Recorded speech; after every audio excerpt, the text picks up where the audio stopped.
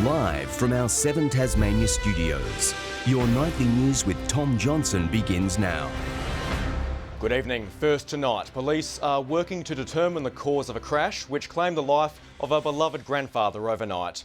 Tributes are flowing for 56-year-old John J, described by his family as a loving, funny and caring man who was always willing to help others as much as he could.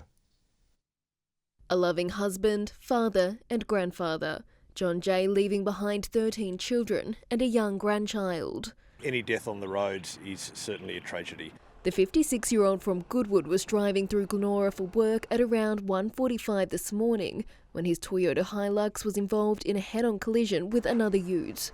The male that died as a result of this crash was believed to be on the correct side of the road. The other vehicle with the two 18-year-old occupants suspected as travelling on the incorrect side of the roadway. Both cars severely damaged on impact. The male driver and female passenger in the second vehicle taken to the Royal Hobart Hospital in a serious but stable condition. Police now working to determine the cause of the crash. Whilst a number of factors are being investigated, including speed, we believe that speed may not be a contributing factor to this crash. Police say the cars became so entwined in the crash, this tractor had to be used to separate them before they could be towed away. The Gordon River Road between Glenora High School and Westaway remained closed throughout the morning until the vehicles could be removed from the scene. Now a devastated family is left to grapple with the unthinkable. There's a number of other people that are affected, family, friends in the community. Meg Sides, 7 Tasmania News. Tasmania's Premier has begun discussions with the Prime Minister calling for a funding package to aid our struggling tourism and hospitality businesses. Peter Gutwin says it could also apply to other smaller states which are suffering due to a lack of interstate tourists. My expectation would be, firstly, it would be a joint package between the state and federal government, but we need to look at how we may best support those businesses that are currently struggling from a lack of visitation. Meanwhile, a man from Victoria has been fined almost $800 for illegally entering Tasmania on the Spirit without a valid pass. The 48-year-old was ordered to leave the state. A taxi driver has been assaulted in a terrifying robbery on a secluded Launceston street. The 54-year-old driver took a male passenger from Mowbray to Invermay before he was allegedly attacked in New Street. Police say the offender stole cash before fleeing the scene. He's still on the run. Remote Tasmanian police stations will be bolstered by a $10.5 million commitment by the state government. It will ensure regional communities won't remain unmanned as officer numbers climb to an all-time high.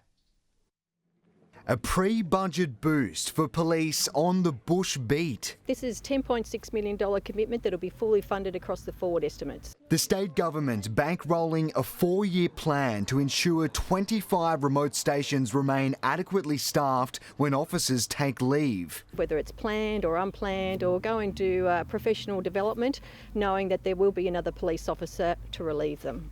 The funding is new, the issue is old. The Police Association claims it first raised concerns about rural shortages 3 years ago. To actually take our 2018 election commitment and bring it to fruition in 2021 is fantastic.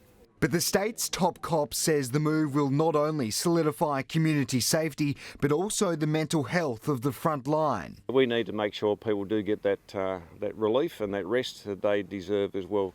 The numbers in the force have reached an historic high and are set to increase by another 125 next year. A welcome recruitment rally as COVID compliance continues to sap more and more police resources. What we have to do is work out what we're not doing if we're there focusing on COVID-19. There's never enough funding, there's never enough police officers, but we really welcome the funding that we have.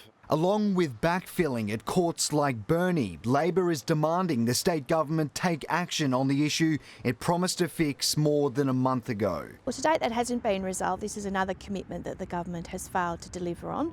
Garth Burley, 7 Tasmania News. The state's best motocross riders descended on Hobart today for the latest round of the Motocross State Championship. Riders pushing themselves and their bikes to the limit, with the chance of winning the championship still up for grabs across a number of classes. They come from all corners of Tasmania, but these daredevils share the same need for speed. Cambridge Ride Park a Revhead's paradise today, as the state's best motocross riders competed. Kids and adults putting their pedal to the metal in a number of categories, navigating twists, turns and the odd jump. It's tough, but I love doing it. It's just what I do. We've got blokes that race on the mainland competitively, who are, in the top 10 in Australia. With just one round left in the championship after this weekend, winning today was vital. People are still fighting for positions. It will come down to the last round for sure. Hugh Mackay is one of the rising stars. A winner at state and national level, he's in top form, victorious in one of the races, and looking to turn his passion into a career. Get onto a factory team and just make this a living and make money out of racing bikes. I think that would be a dream come true. While at the other end, 12-year-old Jay Jennings is making some noise. He's a champion in both the 85 and 65cc categories, taking inspiration from his dad, who was also a renowned rider. My dad raced and it was very good, and he inspired me to do what I'm doing today. The final round is in September. John Hunt, 7 Tasmania News. Tasmanian runner Stuart McSwain has vowed to keep building despite failing to claim a medal in the 1500 metres Olympic final.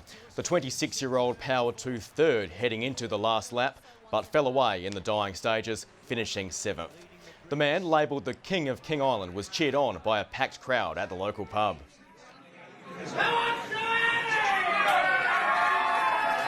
Growing up as a boy in King Island, I never would have dreamt of making an Australian team, let alone be at the Olympic final and finish 7th. So, I dreamt big since I was a kid, and obviously to kind of fulfil that goal tonight was pretty nice. Fellow Aussie Oliver Hoare finished 11th. And in the NPL, Glenorchy's League Championship aspirations are still alive after coming from behind to secure a draw against first place Devonport. The result means the Knights remain just 1 point behind the reigning premier heading into the final 5 games of the season. At Valley Road, it was first versus second. After a goalless first 45 minutes, Devonport thought they'd scored just after half-time, but were denied by this brilliant save. The resulting corner, however, gave them the lead. Into the back post. Back into the area and then deflected home, and the Strikers have taken the lead. But with just 10 minutes left, Glenorchy pulled themselves back into the match. A well-worked move down the right side finished off nicely by Connor Schmidt. And what a header from Connor Schmidt in the centre of the park, unmarked. A few late chances for both sides, but it would finish level. 1 point separates the two with 5 games to play. At Riverside, South Hobart took just 4 minutes to hit the front through Nick Morton, with his and the club's second coming in the 35th minute.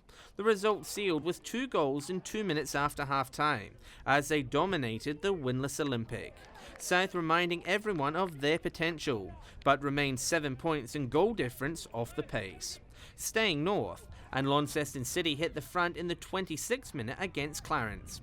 Daniel Smith coolly finishing after a nice save from the Clarence keeper. But it took City until injury time in the second half to secure the 3 points. A nice through ball found its way to Gedda Cruiser, who coolly slotted the ball home. And at Warrior Park, Olympia went ahead against Kingborough just before half-time. Kyle Vincent putting in a contender for Goal of the Year. The Lions levelled in the second half, McEwen with the tap-in. Their comeback completed in controversial fashion. They appeared to have scored in the 83rd minute, but the referee had blown for a free kick, deciding not to play advantage. His decision, though, worked out, Kingborough winning 2-1. John Hunt, 7 Tasmania News. Good evening. 13 in Hobart today, 12 across Burnie and Devonport, Launceston 11. 14 was the state's top across St Helens and Strawn, Smithton and Lowhead 13 and 12 at Bushy Park. On the close-up shows low level cloud about the north and west of the state. Further out, patchy high level cloud extends towards southwest Victoria. Tomorrow, a trough and cold front are seen southwest of WA and move into the Western Bight.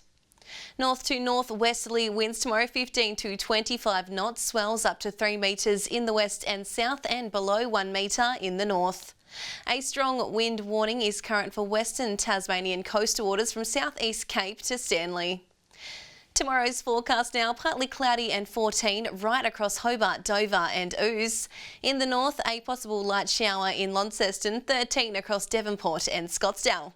Burnie tomorrow, 13, partly cloudy about Strawn and Stanley. St Helens and Swansea, 15 and partly cloudy in Ross. Looking ahead to the 3-day forecast, Tuesday showers mostly about the north and west. Wednesday showers more frequent about the north and west with possible thunderstorms. And Thursday showers about the west, far south and Bass Strait Islands. Capital cities 18 and showers with a possible storm in Perth tomorrow. Adelaide sunny and Brisbane expecting a shower or two. And currently Hobart 7, mostly clear, Launceston 8, partly cloudy and Devonport 9 and cloudy. That's all for weather tonight, Tom. Great, thank you very much for that, Jackie. And that's all from us here tonight. Make sure you join Kim and the team tomorrow. Enjoy your Sunday evening. Good night.